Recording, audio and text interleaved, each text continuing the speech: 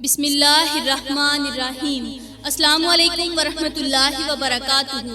میری پیاری اسلامی بہنوں، آج میں آپ لوگوں کو بتاؤں گی کہ ایک اچھی اور نیک سیرت بیوی کی 5 خوبیاں ایسی ہیں، 5 نشانیاں ایسی ہیں کہ جس عورت کے اندر یہ 5 نشانیاں پائی جاتی ہوں، یہ 5 اچھی عادات پائی جاتی ہوں، اس عورت کا گھر جنت کا ٹکڑا بن جاتا ہے۔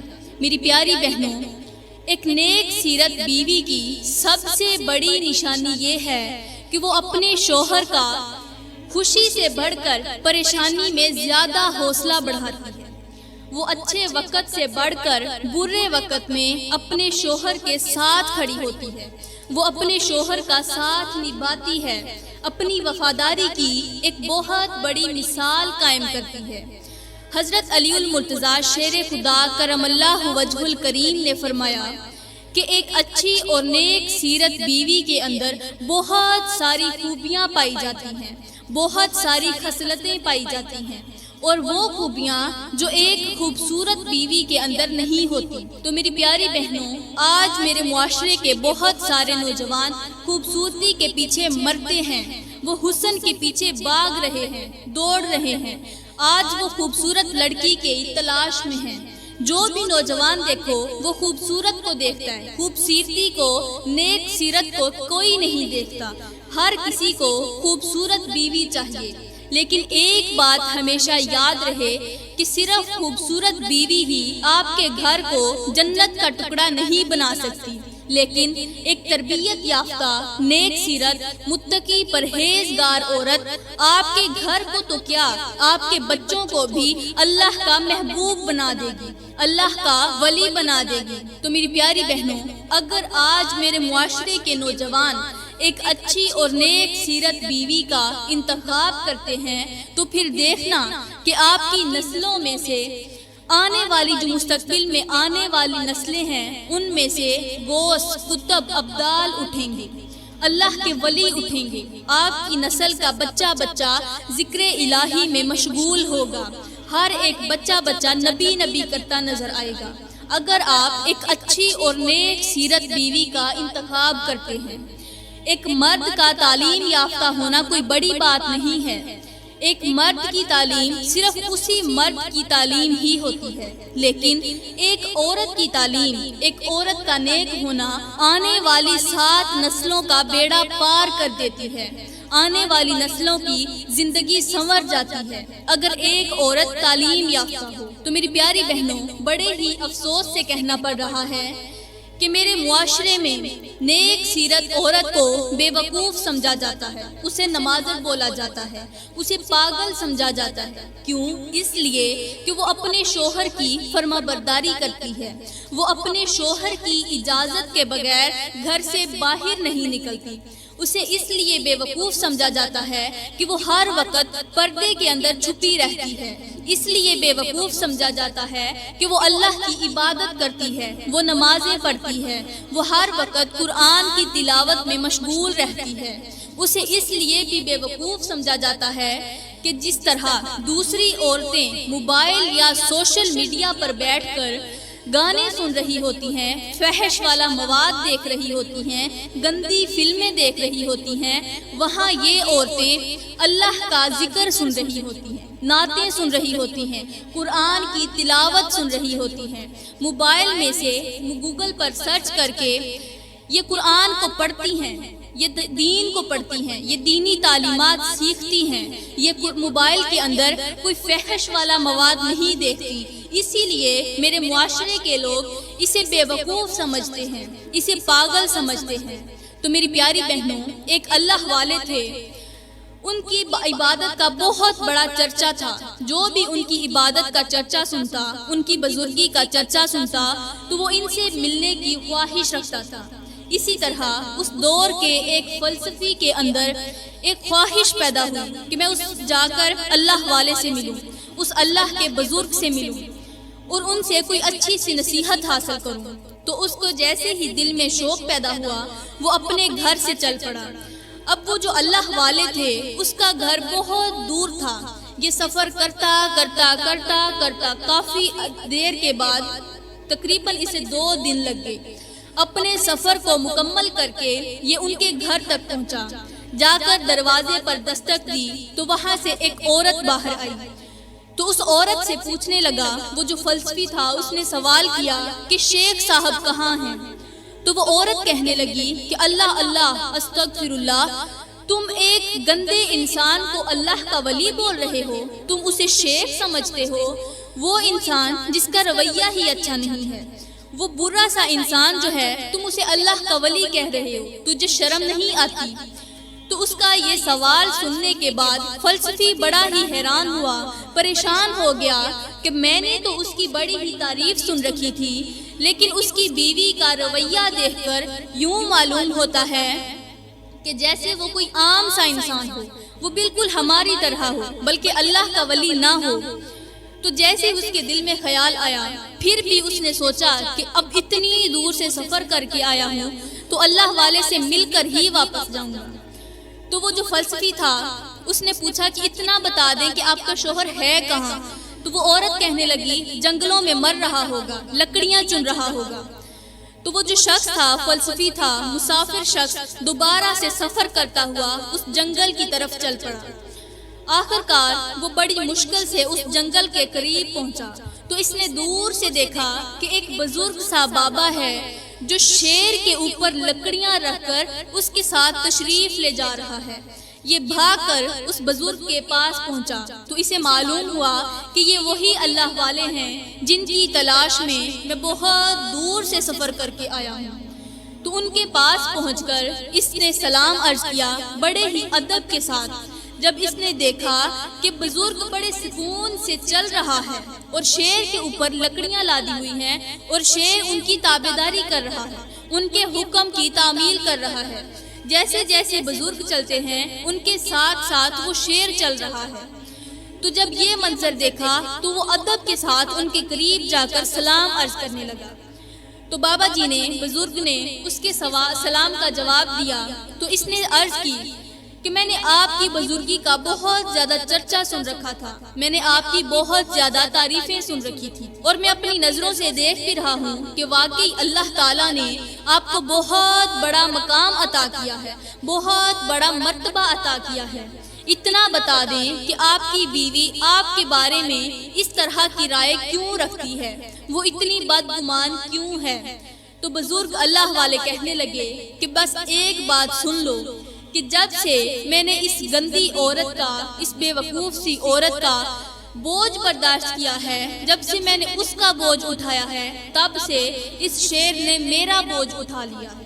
جب سے میں اس کی باتوں پر صبر کرنے لگا ہوں، تب سے اللہ تعالیٰ نے اس شیر کو میرا اطاعت گزار بنا دیا ہے، اسے میرا فرما بردار بنا دیا ہے۔ تو وہ فلسفی کہنے لگا کہ اے اللہ کے ولی، اے درویش، میں آپ سے ایک بات عرض کرنا چاہتا ہوں، میں آپ سے پوچھنا چاہتا ہوں کہ آپ اس طرح لکڑیاں کیوں چن رہے ہیں، جنگلوں میں کیوں گھوم پھر رہے ہیں؟ حالانکہ آپ جیسے کافی سارے درویش ہیں جو سال سال کی گندم اور اناج گھر میں اکٹھا کر لیتے ہیں اور پھر مزے کی نیند سوتے ہیں، آپ یہاں روزانہ خوار کیوں ہوتے ہیں؟ تو اس جو بزرگ تھا، وہ جو اللہ والا تھا، اس نے ایک بہت بڑا جملہ بول دیا، سونے کی تختی پر لکھنے والا جملہ ہے۔ اس نے جو جملہ بولا وہ آج کل کی ناشکری اور نافرمان عورتوں کے لیے بہت بڑا سبق ہے۔ اس بزرگ نے کہا کہ مجھے اتنا بتاؤ کہ جس گھر کے اندر اس طرح کی عورت رہتی ہو، منحوس عورت رہتی ہو، وہاں پھر گندم اور اناج میں برکت کہاں سے آئے؟ مجھے اتنا بتاؤ کہ اگر میں 1 سال کی گندم اکٹھی کر بھی لوں تو اس میں برکت کہاں سے آئے گی؟ وہ سال کی گندم بھی چند ماہ کے اندر اندر ہی ختم ہو جائے گی۔ تو میری پیاری بہنوں، اس سے معلوم ہوا کہ جو عورت اچھا اخلاق نہیں رکھتی، جو عورت اچھے اخلاق سے پیش نہیں آتی، جو اپنے شوہر کی قدر نہیں کرتی، اپنے شوہر کو برا بھلا کہتی ہے، تو بہت جلد اس کے گھر میں غربت آ جاتی ہے، بہت جلد اس گھر میں بے برکتی چھا جاتی ہے۔ تو پیاری بہنوں، اب بات کرتے ہیں کہ عورتوں کی وہ کون سی خوبیاں ہیں، وہ کون سی نشانیاں ہیں جو ایک گھر کو جنت کا ٹکڑا بنا دیتی ہیں۔ تو میری پیاری بہنوں، سب سے پہلی اور سب سے بڑی جو اس کی نشانی ہے عورت کی نیک سیرت، عورت کی جو سب سے بڑی نشانی ہے، پہلی نشانی نمازی عورت، نماز پڑھنے والی عورت۔ جو عورت اللہ کے حضور سجدے کرتی ہے، اللہ کے حضور نمازیں پڑھتی ہے، قرآن کی تلاوت کرتی ہے، وہ بہت ہی پاکیزہ عورت ہے۔ اللہ کے نزدیک اس کا بہت بڑا مقام ہے۔ پیاری بہنوں، نماز میرے آقا کی آنکھوں کی ٹھنڈک ہے، نماز دین کا ستون ہے، اور جس نے اسے قائم کیا اس نے دین کو قائم کیا، اور جس نے اسے گرا دیا اس نے گویا کہ دین کو گرا دیا۔ تو میری پیاری بہنوں، جو عورتیں نماز نہیں پڑھتی ان کے گھر میں نحوست چھا جاتی ہے، وہ گھر قبرستان بن جاتا ہے۔ کیا آپ لوگوں نے وہ واقعہ نہیں سنا؟ اگر آپ نے وہ واقعہ سنا ہے تو جس عورت نے وہ واقعہ سن رکھا ہے، پہلے سے سنا ہوا ہے، تو وہ عورت کبھی بھی نماز نہیں چھوڑتی ہوگی۔ لیکن جس عورت نے یہ واقعہ نہیں سنا تو وہ آج سننے کے بعد مجھے امید ہے کہ ضرور توبہ کر کے پکی سچی نمازی بن جائیں گے۔ میری پیاری بہنوں، ایک مرتبہ حضرت عیسیٰ علیہ السلام کسی لمبے سفر کو جا رہے تھے۔ جاتے جاتے آپ کا گزر ایک خوبصورت بستی کے قریب سے ہوا۔ وہ کوئی بستی تھی، وہ تو گویا جنت کا ٹکڑا تھی۔ آپ نے دیکھا کہ وہاں بہت بڑے بڑے عالی شان محل کھڑے ہوئے ہیں، ہر طرف سبزہ ہی سبزہ اگا ہوا ہے، جانور ہیں، پرندے ہیں، چرند ہیں، بہت ہی مزے کا ماحول تھا، بہت ہی خوبصورت اور دلکش نظارہ تھا۔ ایسے لگتا تھا کہ بندہ ایک بار یہاں کھڑا ہو جائے تو اس کا آگے جانے کو دل ہی نہیں کرتا۔ وہاں عالی شان محل کھڑے تھے، تو حضرت عیسیٰ علیہ السلام اسے دیکھتے ہوئے اللہ سے دعا کرتے ہوئے کہ یا اللہ اسے سلامت رکھنا، اپنے سفر کو روانہ ہو گئے۔ آپ اپنے سفر کو چلے گئے تو آپ کو وہاں کافی عرصہ لگ گیا۔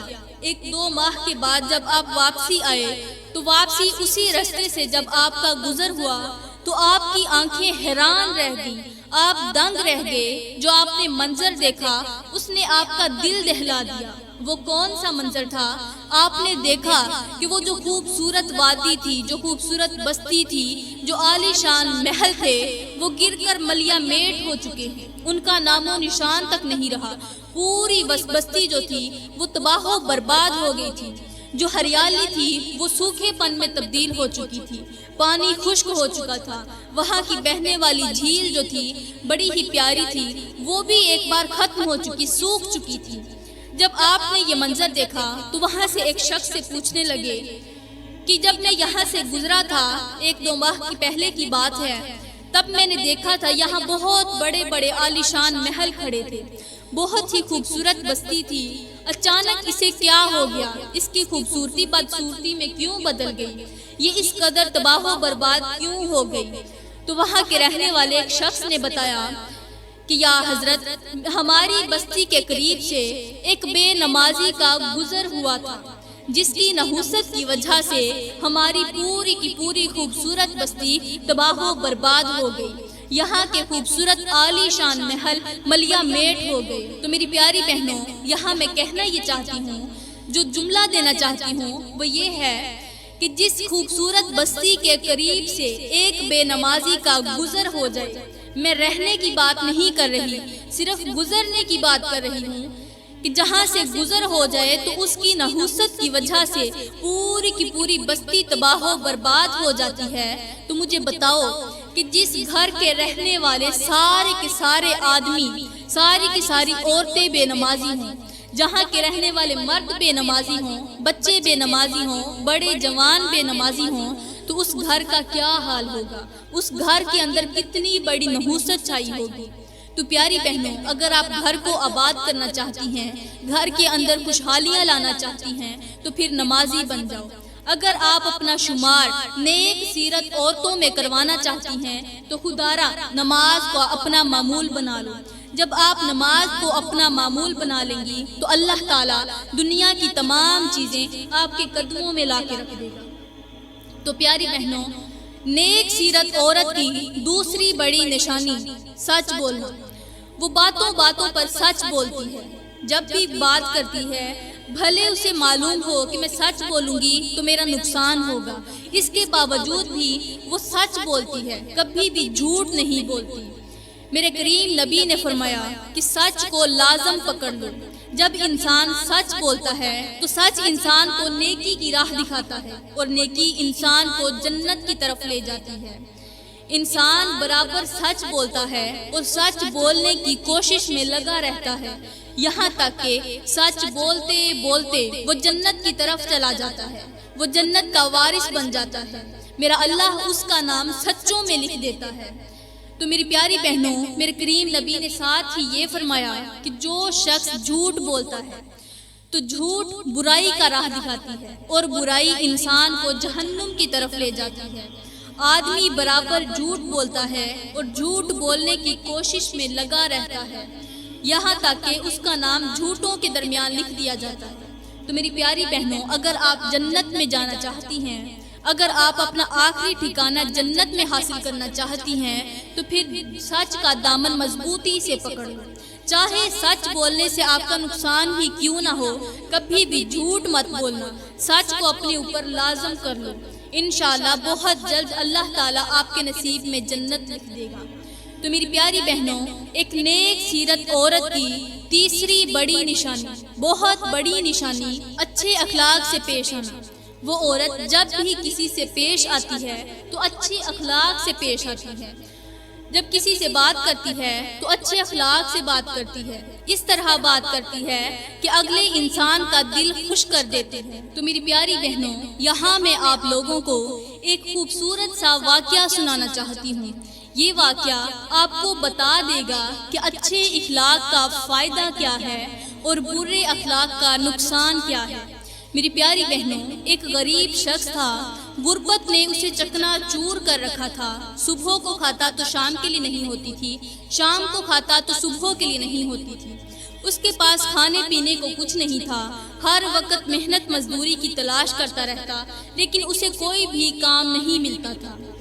آخر کار اس نے ایک فیصلہ کیا کہ آج میں ایک امیر کے ہاں جاتا ہوں، ممکن ہے مجھے کوئی کام مل جائے۔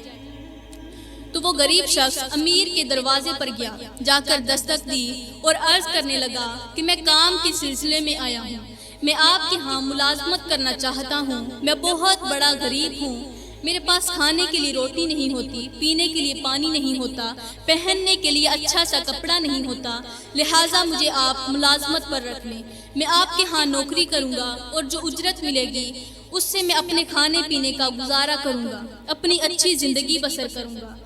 تو وہ امیر بڑے ہی برے اخلاق سے پیش آیا۔ وہ امیر اسے گالیاں دینے لگا اور کہنے لگا دفع ہو جاؤ میرے گھر سے، تمہاری جرت کیسے ہوئی میرے گھر میں آنے کی؟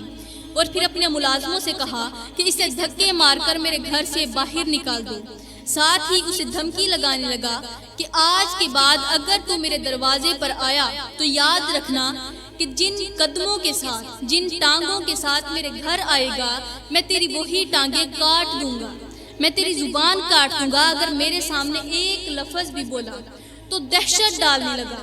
وہ شخص جو تھا، غریب تھا، وہ بہت زیادہ ڈر گیا۔ اس نے سوچا کہ اگر اس نے میری ٹانگیں کاٹ دی تو میں تو چارپائی کا ہو کر رہ جاؤں گا، میرا تو کوئی والی وارث بھی نہیں جو میری خدمت کرے گا، مجھے کھلائے گا پلائے گا، میں محنت مزدوری کیسے کروں گا؟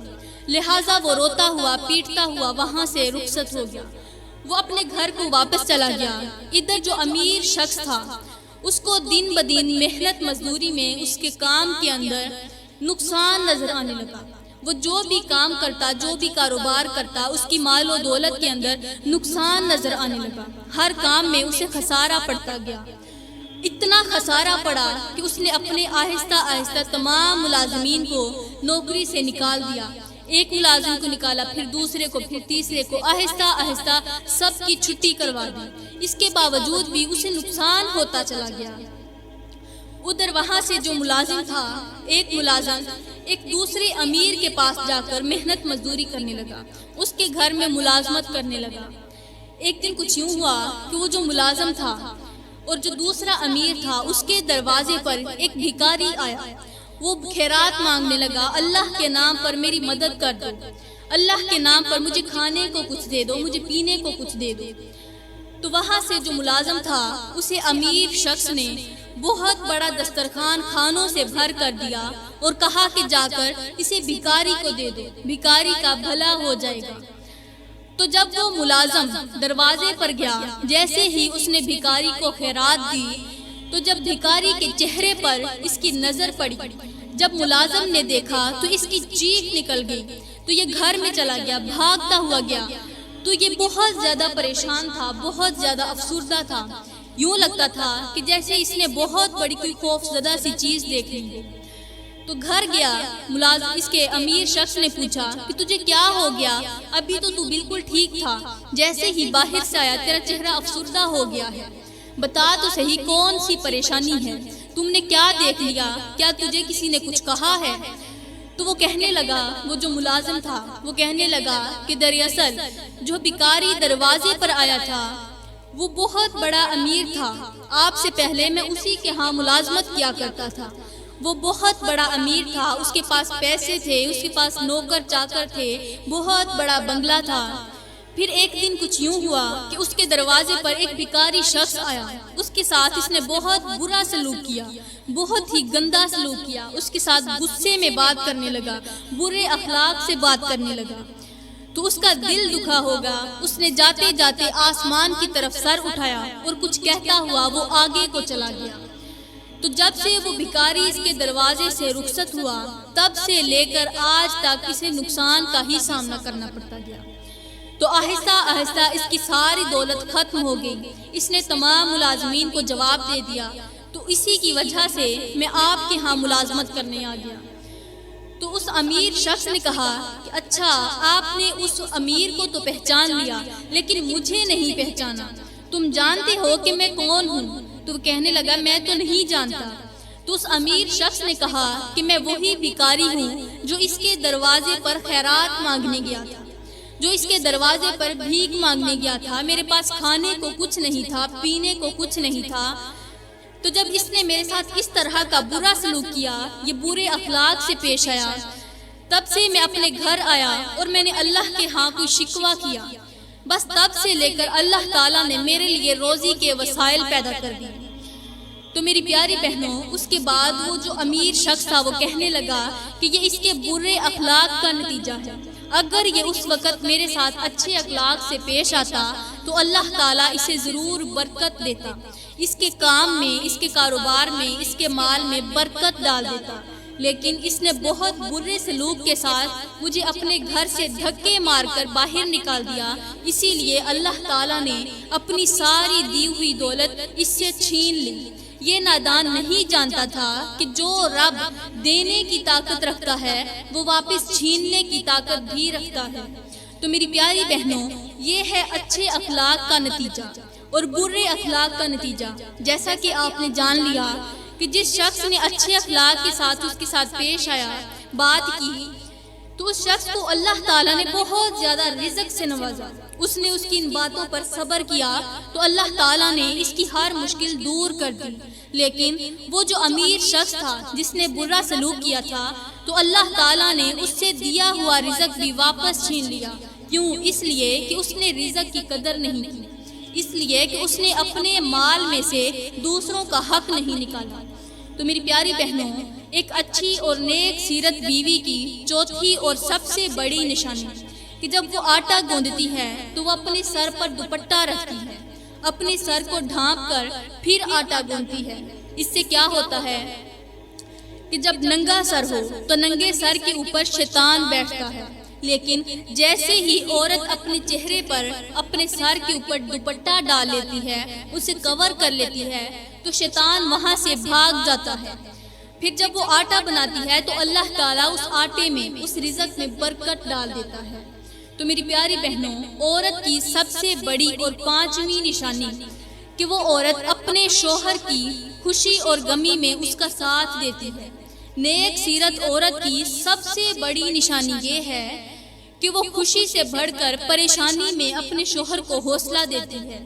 اگر اس پر غربت کے دن آ جائیں تو شوہر کا حوصلہ بڑھاتی ہے، اپنے شوہر کو کہتی ہے کوئی بات نہیں میرے سرتاج، کل تک ہمارے پاس رزق تھا، آپ نے مجھے کھلایا، مجھے پلایا، مجھے کپڑا دیا، مجھے پہنایا، جب آپ نے میرا ساتھ دیا تو آج میں آپ کا ساتھ دینے کے لیے تیار ہوں، آپ پریشان نہ ہوں، جو مالک لینے کی طاقت رکھتا ہے وہ واپس بھی دے سکتا ہے۔ ہو سکتا ہے یہ ہم پر کوئی آزمائش کے دن آ گئے ہیں، لہٰذا پریشان بالکل نہیں ہونا، اللہ آپ کو ضرور رزق وسیع عطا کرے گا۔